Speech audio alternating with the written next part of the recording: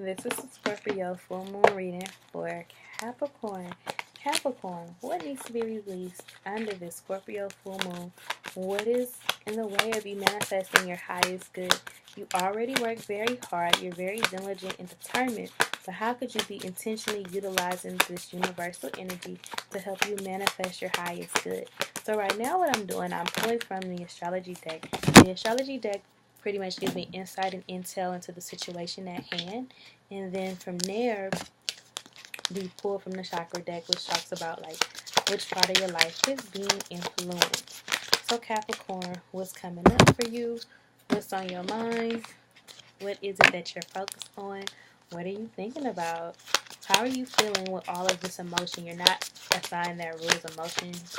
You feel things, but they're more on the inside, deep down, and you don't let it out. So right away, not surprised, I'm seeing money.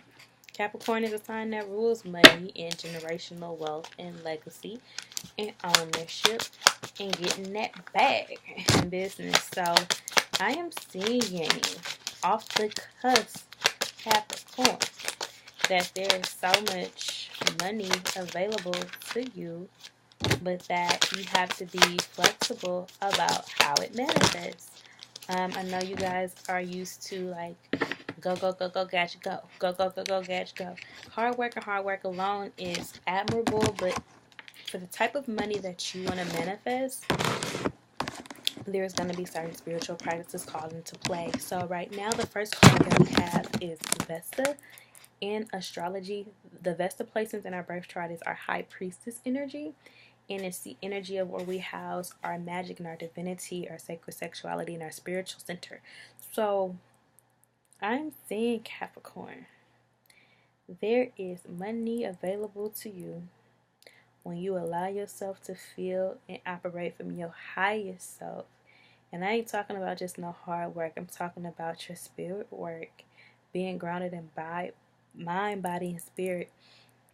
And a lot of times, you guys feel bound and that you can only focus on one thing, just your bag, your bag, your bag. But if you don't have health that sustains you to endure the work that comes along with having the manifestation of your blessings, it doesn't matter because you're going to be too tired to act on them and to live them out and to enjoy them. So, what kind of intentions are you setting? What kind of affirmations do you set? Have you done any rituals? What are you doing? As far as times you literally have to tap into your feminine energy underneath the surface and allow yourself to receive. But in order to be still and be grateful and be receptive to what God and the universe is trying to pour into your life, you have to be able to tap into your magic. So I'm seeing right now, Capricorn, there's a lot of magic available to you. There's a lot of blessings and insights available to you. A lot of spiritual energy that will help you manifest this money that you want. But you have to be like intentional about it. It's not enough just to have this energy at your disposal. You have to actually use it. So we have Taurus. Taurus is the zodiac sign of hard work, determination, and pushing forward, bulldozing past any obstacles that come your way and getting the money that is due to you. Pay me my coins. Give me what is owed. So Taurus energy is a slower energy. Like Taurus energy sometimes takes a while to get started, but once they start, you cannot slow them down. So we have the second house, which is the money house, and it's coming in upside down. So the money that you want, Capricorn, it's available. It's there. The only reason why it's coming in upside down is because when I head on over to your chakras, your creativity is stifled right now. You may be feeling like a lack of inspiration or trying to figure out where you draw inspiration from. And this is the sacral chakra, which is our chakra of wealth and creativity from the energy. You're too much in your masculine part of your energetic body. Like you too like go, go, go, go, go, go, push, push, push. And Taurus is a very feminine energy that manifests a lot of what it wants by declaring things with the throat chakra, because Taurians rule the throat. So how are you using that magic intentionally? By declaring what it is that you want for yourself, what you want to have how you gonna have it, how you're gonna get it, what it's gonna look like, and then being open and flexible, because we also got flexible, to how God and your ancestors and the universe and angels and Orishas and your guides manifest it for you. Like, when we pray for stuff, we always get what we pray for. It just may manifest differently than what we saw it. So when we said, oh, we want some money, we may think it's coming through some clients, and then if somebody tries to give us some money, we need to work for it. We don't get to determine how our blessings manifest. They manifest how they manifest. And you can't get in the way of the things that you say that you want and that you're meant to have by saying it has to be a certain way. It needs to look a certain way. I'm also getting holistic health, but it came in upright. So Kundalini energy. And when you have this holistic health and this Kundalini energy along with this Vesta energy, are you having sex right now? And I'm just going to get to the point, because sex is the most powerful creative force that we have available to us within this entire universe. When you have sex, you don't always have to birth a child. You can birth a project. You can birth more money. You can birth whatever you want to birth. So when you do Kundalini sex rituals, when you are meditating, are you visualizing what you want? And this is whether you're having sex with yourself or someone else. Like, get into this magic. Get into this energy, Capricorn. You guys get off at the thought of being successful anyway. So how hard would it be for you to envision your dreams actualizing when you orgasm? It's not hard at all. It's just intentional, and it's a choice. Like, are you going to manifest that or not? Like, are you going to allow yourself to have that or not? And I think you should, because if you do, this money that you want will flow and come into you much more easily. This is the root chakra. The root chakra rules survival and poverty consciousness and survival mode and not having enough money. So this card came in upright. If you're taking care of yourself, you're balanced in mind, body, and spirit. You are honoring yourself. You're praying, you're meditating, you're doing things that bring you joy. You're eating right, you're exercising, you're listening to music that vibrates you and carries you to a higher frequency. You will have everything that you want to have. You don't have to like compromise and say, well, like, I have to just only get it through work, and that's the only way in which I can have what it is that I want. No, you're allowed to expect miracles and to be excited and to be passionate.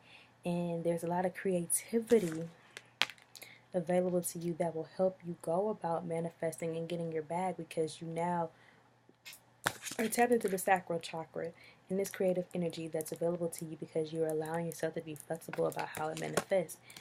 You know a lot, but you don't know everything. So yes, you're willing and ready to put the work in, but I mean, you have to work just as diligently, just as intentionally about your health, your magic, your spirit life, your prayer life, creating a healthy routine, your health regimens, drinking water, like making sure your mind is in the right place. Are you going to therapy? Do you have a life coach? Or what is it that you're doing to take care of yourself as an overall being? Like, when you're balanced, Capricorn, within all 8 dimensions of wellness, which is like spiritually, mentally, emotionally, physically, environmentally, occupationally, financially, socially, environmentally, you can have your highest good. That money is yours. You do not have to work that hard for it. It was already assigned to you before you even manifest into this astral plane. But are you operating at the frequency of someone who's wealthy? Are you thinking wealthy thoughts? Like, do you feel like a rich bitch or not? So do you feel like a rich bitch or a poor hoe? Like, which one are you? And I hate to be that direct, but I have to talk into a language in which Capricorn understand. Capricorns don't, it's like Capricorns, you have to check them, right? But they only take checking from certain people. That's the rule. Like, not everybody can check them. Like, you have to have your shit together in order to check them. And Capricorn, you are who you say you are. You can have what you want to have. You can be who you feel yourself being. However, you can have these things, they will actualize and manifest much quicker when you are taking care of yourself. Now on this card, there's a 7, our intuitive mind, our logical thinking. So do not conflict yourself and be like, oh my God, I'm being too woo-woo. I'm being too spiritual. I need to just work for this. In the old paradigm, the one that's crashing before our eyes, yes, hard work alone was the only way things get done. It was just masculine energy. It was shaped that way. It was meant to be that way. That is not the time that we now live in. We now live in a time where if you're not in touch and in tune with your feminine divinity, if you're not grounded in your feminine essence, you cannot have money. Money is ruled by Venus. That is all Oshu's energy. If you are not honoring Oshun, if you are not practicing self-care, if you are not taking care of yourself, honoring yourself, being receptive, going with the flow, trusting in the ebbs and flows, and trusting that your highest good will always come to you, you're not going to have no money. You can do all the hard work you want and still be broke, because if we were going to go off hard work, who doesn't work hard? The janitor that works 50, 60 hours a week, he's a hard worker, but yet he's a janitor. Not that there's nothing wrong with that, but it's showing you that it's not just hard work. You have to take care of yourself. You have to take care of your mind. You have to take care of your spirit. Because if we was going to go off hard work, some of our grandparents are some of the hardest working people that we knew. Some of them came to this country by force, and some of them came as immigrants if they're from other countries, but they may not have been wealthy, and it wasn't because they didn't work hard. So that's letting you know right there that wealth, generational wealth, money, creating legacy is not contingent upon just hard work. You have to work smarter, not harder. So relax sometime, breathe sometime, allow yourself to retrieve and retreat and take a day off and retrieve the blessings that's available to you, because when you go, you can't be still. You can't hear God. Blessings can't manifest. In Capricorn, you know, this is a similar message that we always get. But I want to say about 2 months ago, 2 moon cycles ago, you were getting a different type of reading. You guys were actually like in balance with this. And I think by some of these retrogrades, you guys may have gotten thrown off course. That's okay. You can always restart again. You can always start fresh, and it's a brand new day. You don't have to hold what you could have, should have done against yourself. Like, allow yourself to move forward and get what you're supposed to get. So lastly, Capricorn, I'm going to pull from the Ancestor deck. And ancestors, how is it that Capricorn can get the money that they need to have? What needs to be released under the Scorpio full moon so that they can have a rejuvenation and a rebirth in their financial sector that will aid in the longevity of their legacy?